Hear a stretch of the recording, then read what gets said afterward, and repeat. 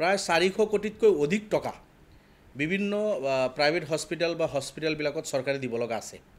হয়তো সেই পইচাখিনি দিব পৰা নাই বুলি মুখ্যমন্ত্ৰী ডাঙৰীয়া বাহানা কৰি তেখেতে কৈ আছে যে আমাৰ চৰকাৰী হস্পিটেলত এই সুবিধা আছে, যাৰ কাৰণে আমি প্ৰাইভেট হস্পিটেলত এইখিনি বন্ধ কৰিছোঁ। আচল কথা তেনেকুৱা নহয়।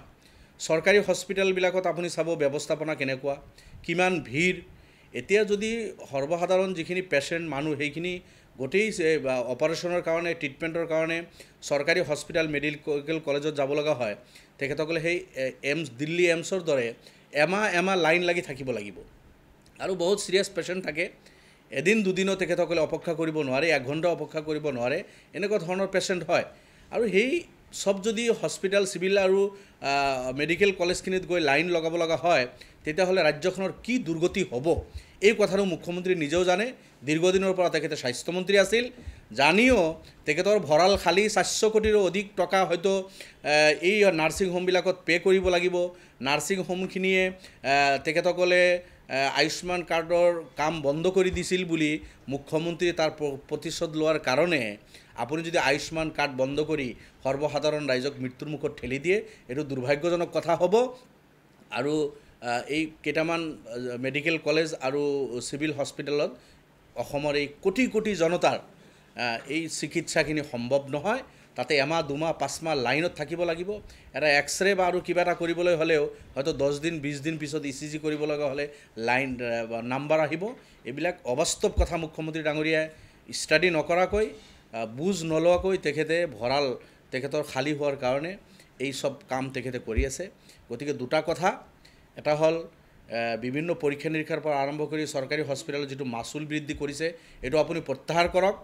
গৰীব দুখীয়া মধ্যবিত্ত মানুহ যিখিনি হস্পিটেলত যায়, মেডিকেল কলেজসমূহত যায়, এইসকলক আৰু আপুনি বিপদত নেপেলাব। দ্বিতীয়তে আয়ুষ্মান কাৰ্ড গোটেই ভাৰতবৰ্ষৰ বিভিন্ন ৰাজ্যত প্ৰাইভেট নাৰ্ছিং হোমখিনিত বা প্ৰাইভেট হস্পিটেলখিনি গভৰ্ণমেণ্টৰ লগে লগে তাত চলি আছে। অন্য কোনো ৰাজ্য বন্ধ কৰা নাই।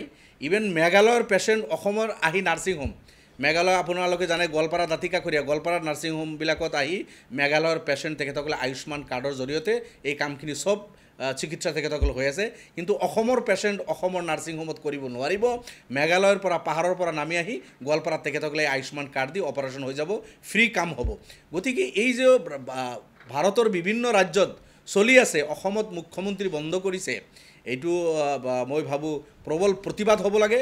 দল সংগঠন আমি বিৰোধী, সব মুখ্যমন্ত্ৰীক আমি এইটো বাধ্য কৰাব লাগে যে তেখেতে যাতে তেখেতৰ এই সিদ্ধান্ত উদ্ৰ কৰে। হয়, যদি কোনো প্ৰাইভেট হস্পিটেল আৰু ক'ৰবাত কিবা নেক্সাছ চলি আছে, কিবা বেয়া চলি আছে, চৰকাৰী পইচাৰ মিছ ইউজ হৈছে, সেইখিনি আপুনি চকু ৰাখক, সেইখিনি আপুনি দৃষ্টি ৰাখক। কিন্তু ইয়াৰ অৰ্থ এইটো নহয় যে বেমাৰৰ ট্ৰিটমেণ্ট যি সৰ্বসাধাৰণ মানুহ গৈ বিভিন্ন প্ৰাইভেট নাৰ্ছিং হোমবিলাকত কৰিব পাৰিছিল, সেইখিনি আপুনি বন্ধ কৰি মানুহখিনিক নাৰ্ছিং হোমৰ মই পক্ষত নহয়, নাৰ্ছিং হোমৰ পক্ষত মই ক'বলৈ যোৱা নাই, কিন্তু সৰ্বসাধাৰণ পেচেণ্টখিনিক আপুনি বিপদৰ মুখত ঠেলি দি চৰকাৰী হস্পিটেল আপোনাৰ মেডিকেল কলেজৰ আপোনাৰ যি ব্যৱস্থাপনা, যেনেকুৱা দুৰ্বল ব্যৱস্থাপনা, তাৰ মাজত আৰু লাখ লাখ মানুহক সেই হস্পিটেলবিলাকত লাইনত আনি আপুনি থিয় নকৰাব। এইটো মুখ্যমন্ত্ৰীৰ প্ৰতি মোৰ আহ্বান থাকিল।